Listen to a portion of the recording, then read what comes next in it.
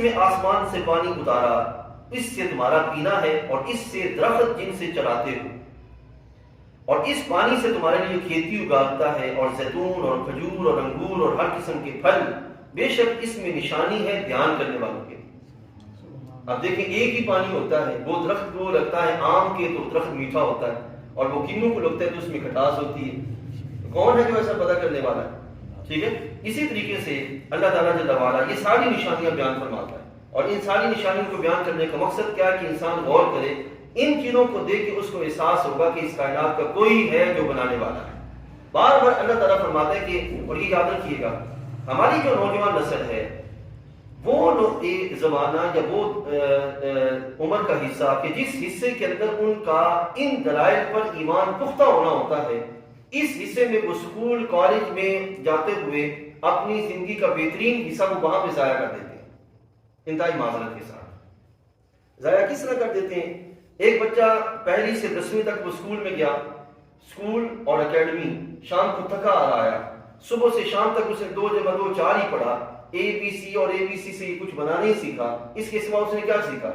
کائنات کے نظام پہ غور و فکر کی کیفیت تو اسکول اور کالج میں ہے ہی نہیں ہے، ٹھیک ہے، تو پھر اس کو سیکھے گا کیا اور ملے گا کیا؟ اور جو وقت بچ گیا اس وقت میں اس نے موبائل دیکھا، اور موبائل میں ان چیزوں میں کھو گیا کہ جو چیزیں اس کی زندگی کے ساتھ اصلاً تعلق رکھتی نہیں تھی، جس کا نتیجہ کا نکلا کہ وہ 20-25 سال کی عمر میں بھی اس کو کچھ ہوش نہیں ہوتا کہ کائنات کی بنانے والا کون ہے اور میرا اس کے ساتھ تعلق کیا ہے،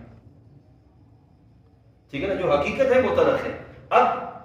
آگے چلتے ہوئے 2 مثالیں اور عرض کرتا ہوں۔ شہد کی مکھی ہے، شہد کی مکھی،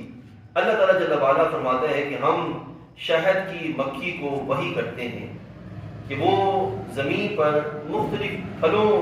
اور پہاڑوں پر گھر بناتی ہے، اور تمہارے رب نے شہد کی مکھی کو الہام کیا کہ پہاڑوں میں گھر بنا اور درختوں میں اور چھتوں میں، ٹھیک ہے، یہ یعنی کہ شہد کی مکھی کا مختلف مقامات پہ گھر بنانا، یہ اللہ تعالیٰ فرماتے ہیں کہ ہم نے اسے الہام کر رکھا ہے کہ تم نے یہاں یہاں گھر بنانے ہیں، ٹھیک ہے۔ ثم کلی، پھر وہ کیا کرتی ہے، پھر ہر قسم کے پھل میں سے کھا، اپنے رب کی راہیں چل کہ تیرے لیے نرم و آسان ہے، ٹھیک ہے۔ یخرج من بطونها، اس کے پیٹ سے ایک پینے کی چیز رنگ برنگی نکلتی ہے جس میں لوگوں کے لیے تندرستی ہے، بے شک اس میں نشانی ہے دھیان کرنے والوں کے لیے۔ اب سوچیں ایک لمحے کے لیے کہ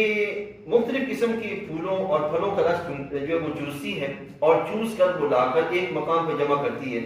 کون ہے جو اس ایک مختلف قسم کے پھلوں کو، پیٹ میں سے جو چیز نکلتی ہے عام طور پر اس کو کیا کہا جاتا ہے، لیکن اللہ تعالیٰ جل وعلا اس کے لحاظ سے ایسا اہتمام کیے ہوئے ہے خاص طریقے سے۔ اور پھر دیکھیے پیچھے ایک آیت کریمہ گزری ہے، اللہ تعالیٰ جل وعلا وہاں پر جانور کے لحاظ سے بیان فرماتے ہیں، یہ جو گائے ہے اس کے لحاظ سے بیان فرماتا ہے کہ چوپایوں میں تمہارے لیے عبرت کی جگہ ہے، خاص طور پر گائے ہے، اور یہ جو ہے بھینس ہے، اس میں ہم تمہیں پلاتے ہیں اس چیز میں سے جو ان کے پیٹ میں ہے۔ اب وہ چارہ کھاتی ہے، پانی پیتی ہے، اب چارہ اور پانی پینے سے اس کے جسم میں 2 چیزیں بنتی ہیں، ایک ہے گوبر اور ایک ہے خون۔ اب اللہ تعالیٰ فرماتے ہیں اس چیز میں سے جو ان کے پیٹ میں ہے، گوبر اور خون کے بیچ میں سے،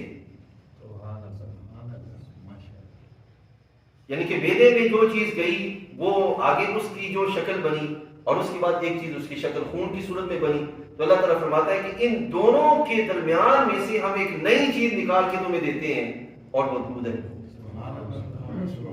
یہ رب تعالیٰ فرماتا ہے، ٹھیک ہے، اور خالص دودھ گلے سے آسانی سے اترتا ہوا پینے والوں کے۔ یہ رب تعالیٰ فرماتا ہے یہ کس کے لیے نشانی ہے، لیکن یہ ساتھ ہی فرمایا کہ لعبرہ، عبرت کے نگاہ سے جو بندہ دیکھے گا اس کے لیے یہ نشانی ہوگی۔ جو بندہ عبرت کی نگاہ سے نہیں دیکھے گا، آج کیا ہوا کہ وہ اس دودھ کو جو گائے سے ہمیں ملتا ہے اس کو کیا شکل دے دی، کیا نام دے دیا، اور جراثیم کے کیا کیا صورتیں اس کے ساتھ جو وہ لگا دی، اور ہماری نوجوان نسل کو لگا دیا پاؤڈر پر، اور اس کا نتیجہ کیا ہے وہ ہمارے سامنے ہے، ٹھیک ہے۔